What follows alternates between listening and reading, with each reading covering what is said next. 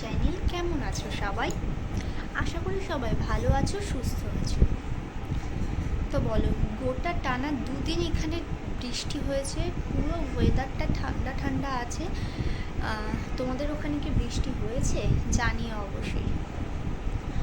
তো আজকে একটু রোদ উঠেছে, প্রচুর জামা কাপড় জমে গেছিলো, জামা কাপড়গুলো আজকে কাচা হয়েছে। তো আমি আজকে কাচিনি, কারণ শরীরটা আজকে একটু ভালো নেই, খারাপ আছি।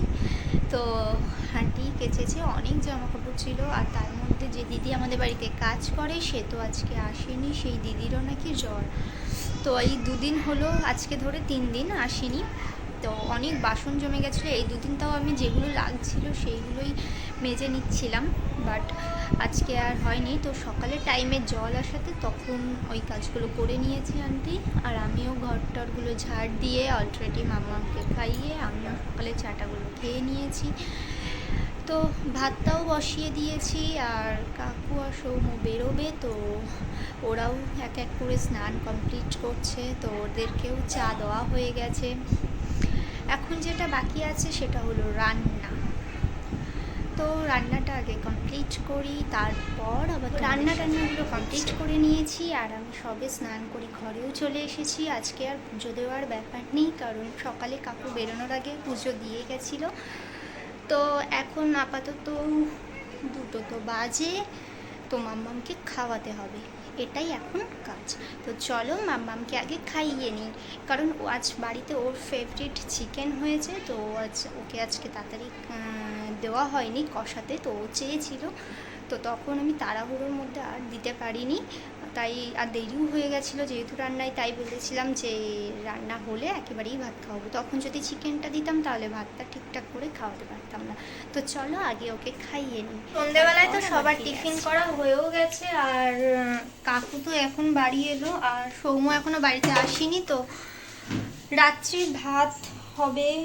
দুপুরে বলেছিলাম আজকে চিকেন হয়েছে, তো আজকে রাত্রে আর ভাত হবে না, যা ভাত আছে আপাতত আমার, মাম্মামের আর চিকুর তো হয়েই যাবে, তারপরেও বেশি থাকবে। তো এখন হচ্ছে কাকু আটা এনেছিল, তো আটা দিয়ে রুটি হবে বলে আটা মাখা হয়েছিল। তো তারপরে হঠাৎ মনে পড়ে বাড়িতে অনেক ছাতু আছে, তো হঠাৎ করে তাই এখন ছাতুটাও মেখে নিয়ে এখন হচ্ছে ছাতুর পুর দিয়ে, আলুর পুর দিয়ে যেমন আলুর পরোটা হয় ঠিক তেমনভাবেই ছাতুর, কি বলে ওটাকে, কি বলে, ছাতুর পুর, ওই ছাতুর পরোটা মতোই হচ্ছে, পুরি মতোই হচ্ছে।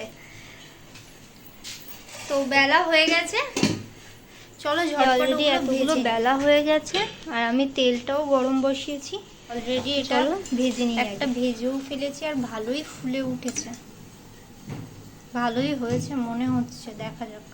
চলো আরও চটজলদি সবগুলো ভেজে ফেলি।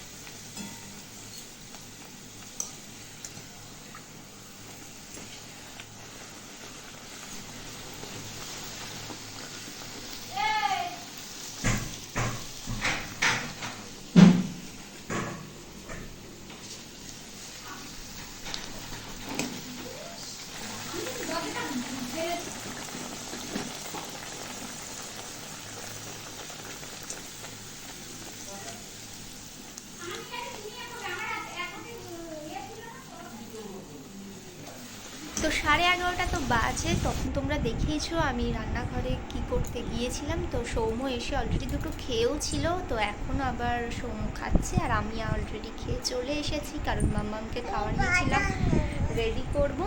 তো মাম্মামকে অলরেডি রেডি করে দিয়েছি। গুড নাইট বলে দাও, গুড নাইট বলে দাও, জোরে জোরে বলো, জোরে বলো।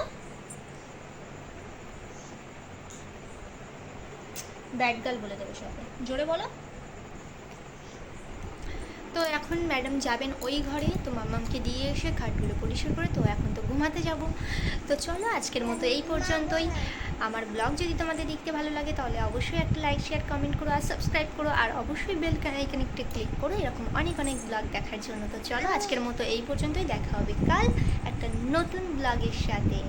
তো চলো, গুড নাইট।